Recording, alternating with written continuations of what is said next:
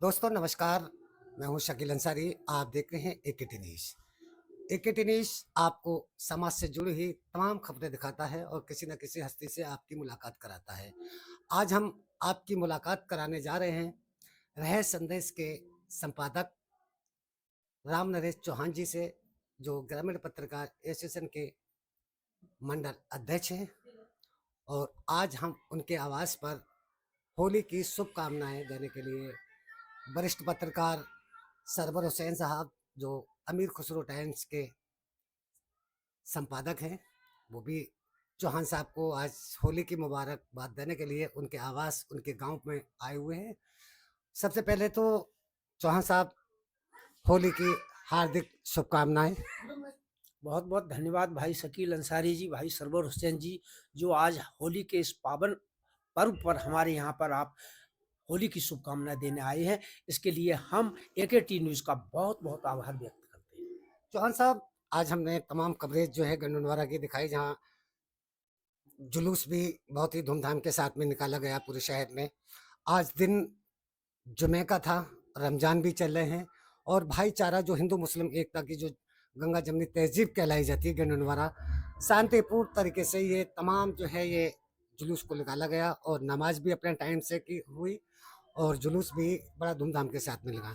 क्या कहना चाहेंगे जो हमारी पटियाली विधानसभा में जो भाईचारा है? आपका सवाल बिल्कुल जायज़ है।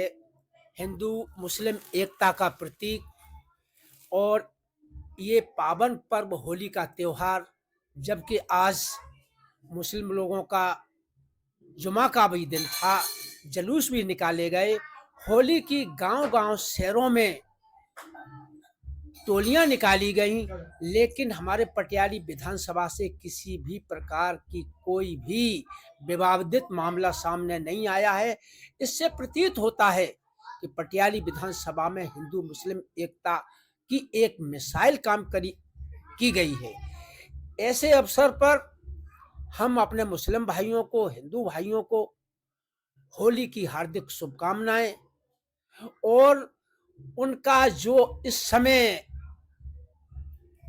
वो चल रहा है ईद का या रोजे का वो चल रहा है, पर्व चल रहा, उस पर भी हम उनको अल्लाह ताला से ये गुजारिश करेंगे कि बड़े सुकून और शांति के साथ अपने इस त्योहार को मनाएं। जिस प्रकार आज हिंदू मुस्लिम एकता का प्रतीक इस होली के पावन पर्व पर देखने को मिला है, इसी प्रकार से हम पटियाली विधानसभा के आम आवाम से आह्वान करते हैं कि हमेशा इस विधानसभा में हिंदू मुस्लिम एकता का प्रतीक की मिसाल कायम रहे। जिस तरीके से शहर में होली खेली जाती है और हम आपके गांव में आए हुए हैं, अभी भी लोग जो है अपनी टोलियां बना बना कर जो है गली गलियों में घूम रहे हैं, ढोल भी साथ में बजा रहे हैं। शहर की और गांव की होलियों में क्या फर्क है?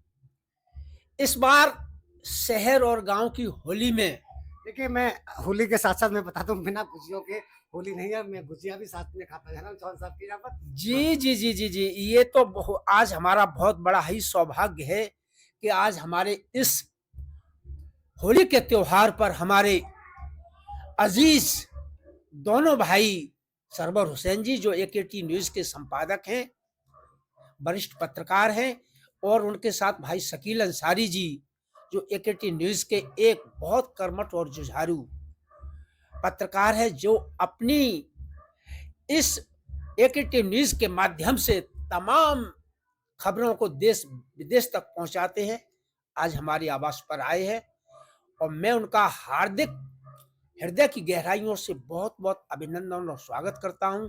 रही आज पूरे गांव में होली की, जो हमारे चौपाई के नाम से मशहूर की जाती है, गांव में 12 बजे से लेकर ढोल चिमटा नगाड़े बाजों के साथ नव युवाओं ने बड़े जोश और खरोश के साथ होली की चौपाई निकाली। इस बार तो एक अमूमन अलग से बात देखने को मिली, इस बार कपड़ा फाड़ होली का ज्यादा प्रचलन रहा है। मैंने आज सिरपुरा गया था, सिरपुरा में भी देखा तमाम युवाओं ने अपने वतन से कपड़े फाड़ कर पेड़ों में टांगे गए। आज हमारे गांव में इस प्रकार की पहली बार होली का ये उत्सव देखने को मिला है। नव युवकों ने एक दूसरे के कपड़े फाड़कर और अपना होली का जश्न मनाया। जॉन साहब देखिए, होली और ईद ये दोनों ही जो है एक दूसरे के गले मिलकर जो है मुबारकबाद देने के हैं। ईद पे भी एक दूसरे के लोग गले मिलकर मुबारकबाद देते हैं। होली पर भी जो है एक दूसरे के गले मिलकर जो है मुबारकबाद देते हैं। ये दोनों ही त्योहार जो है हिंदू मुस्लिम के दोनों ही त्योहार जो है बहुत ही शानदार त्योहार हैं, एक दूसरे को मुबारकबाद देते हैं। लेकिन साथ ही साथ में एक ये कहेंगे कि हम लोग जो हैं पत्रकार हैं और पत्रकारों की आज के दौर में जो हालात है वो आप अच्छी तरीके से जानते हैं। पहले तो हमारे तमाम पत्रकार जो भी सच्चाई दिखाते थे तो उनके खिलाफ मुकदमे हुआ करते थे, कहीं कोई घटनाएं होती थी। लेकिन अब तो जो है हमारे साथी पत्रकारों की जान भी जा रही है।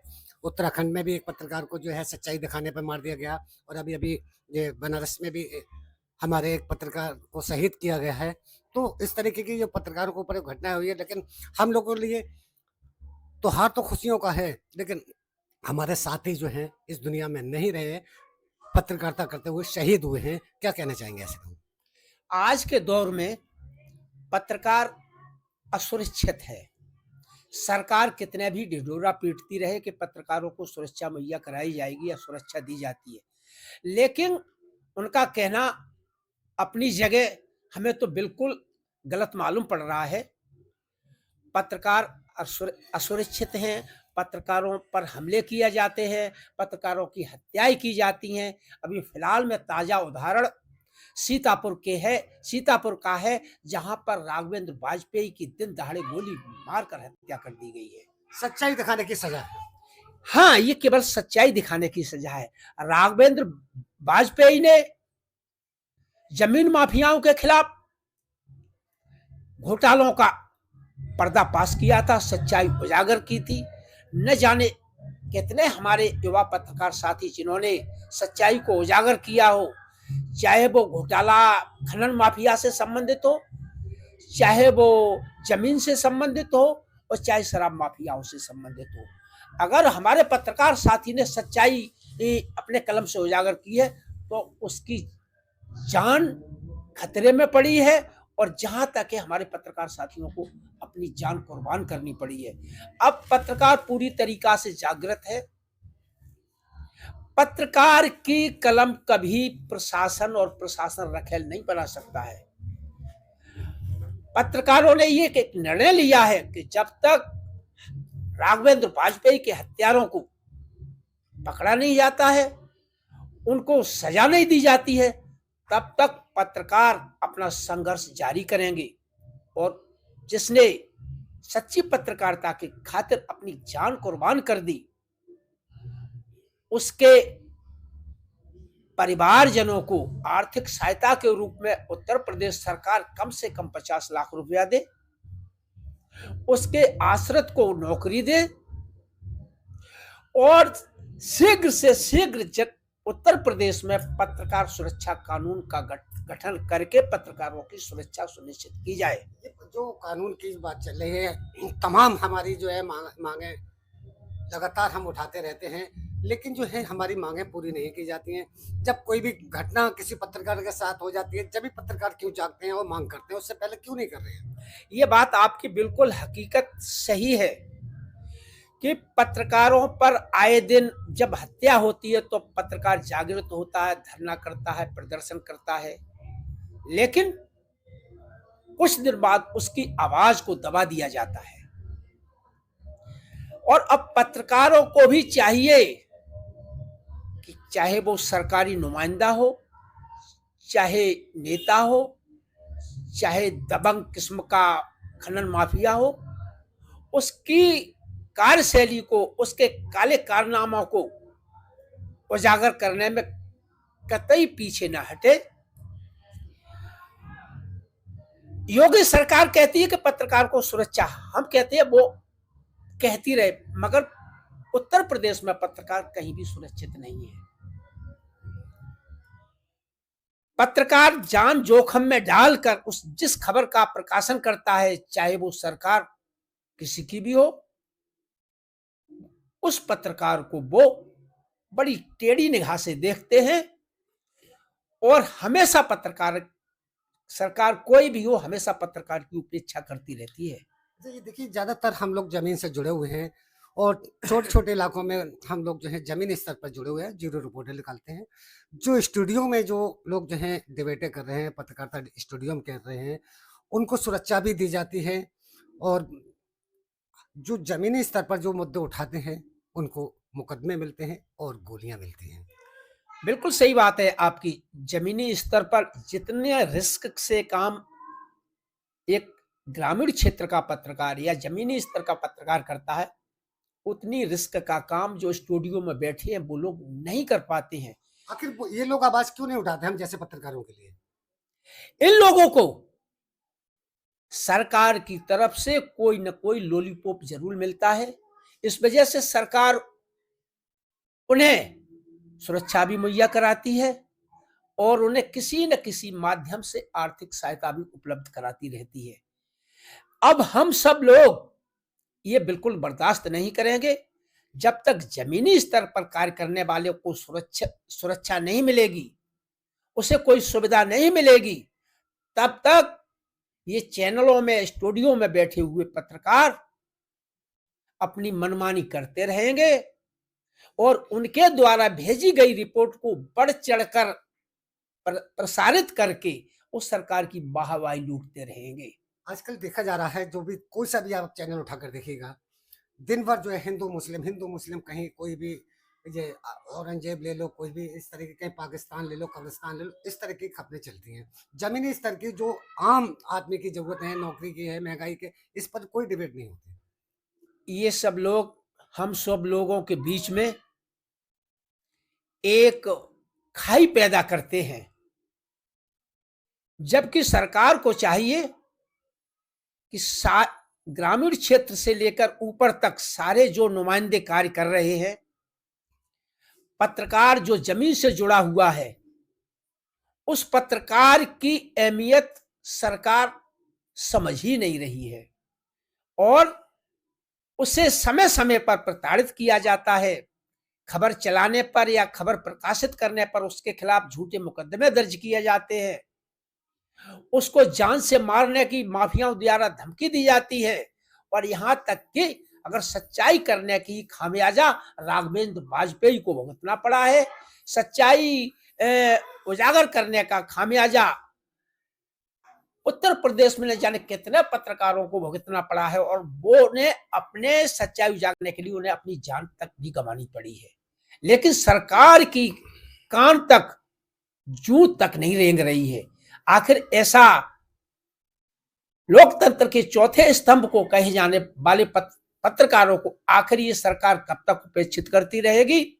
अब पत्रकार चाहे वो किसी भी संगठन का हो, पूरी तरीका से जागृत हो गया है और वह संघर्ष करने के लिए कदम से कदम मिलाकर चलने को तैयार है। लेकिन इस बीच में भी कुछ मठाधीश हम सब पत्रकारों के बीच में भी एक कोई खाई डालकर और एक स्तंभ खड़ा करना चाहते हैं। हम सब लोगों को चाहिए कि हम सब लोग एकजुट होकर जो हमारे सामने पत्रकारिता क्षेत्र में चुनौतियां आ रही हैं, हम लोग उन चुनौतियों का डटकर मुकाबला करें और अपनी लेखनी को निष्पक्ष और ईमानदारी के साथ चलाकर सरकार को उसका मुंह तोड़ जवाब दें। क्या कहना चाहेंगे सरपत भाई, इस तरीके के हालात हैं इस वक्त? देश में इस समय हालात अभी सही नहीं चल रहे हैं। एक दूसरे को हिंदू मुस्लिम के नाम पे लड़ाया जा रहा है। हमारा यही देशवासियों से कहना है, आप सब भाईचारा बनाए रखें, मिलकर रहें, राजनेताओं की बातों में ना आए।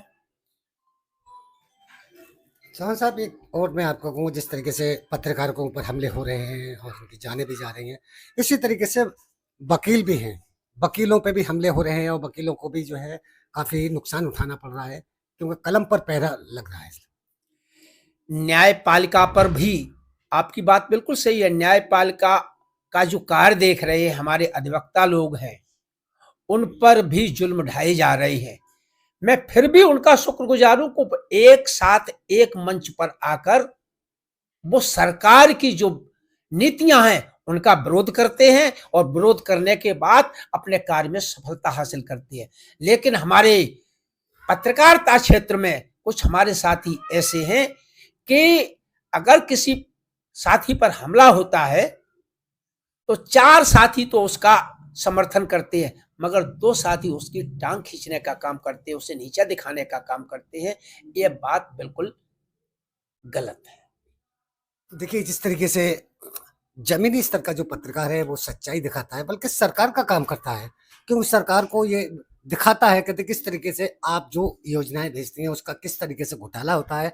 सच्चा और ईमानदार पत्रकार उस घोटाले का जो है पर्दाफाश करता है, उन अधिकारियों का पर्दाफाश करता है, उन नेताओं का पर्दाफाश करता है जो इस तरह के घोटाले करते हैं। जो सरकार योजनाएं बनाती है गरीबों के लिए, उन तक नहीं पहुंच पाती है, तो वही सच्चा ही एक पत्रकार है जो उस योजना तक उन तक गरीबों तक पहुंचाने के लिए अपनी आवाज उठाता है, अपनी कलम से लिखता है, जब सरकार कहीं जाकर जागती है। लेकिन वहीं कुछ सरकार से जुड़े हुए नेता हैं, कुछ अधिकारी हैं, अगर कोई भी सच्चा पत्रकार अगर अपनी सच्चाई उनके खिलाफ दिखा दे, तो उनके खिलाफ मुकदमे होते हैं, जाने जाती हैं। लेकिन हम ना मुकदमों से डरेंगे, ना जाने जितने भी पत्रकारों की जाना चाहें चली जाएं, लेकिन हम झुकेंगे नहीं और रुकेंगे नहीं, क्योंकि हम सच्ची पत्रकारिता करते हैं, उन दबे कुचले लोगों की आवाज उठाते हैं जो वास्तव में जिनकी योजनाएं उन तक पहुंचनी चाहिए। तो सच्ची पत्रकारिता देखने के लिए और सच्ची खबरें देखने के लिए देखते रहिएगा एकेटी न्यूज़ शकील अंसारी के साथ।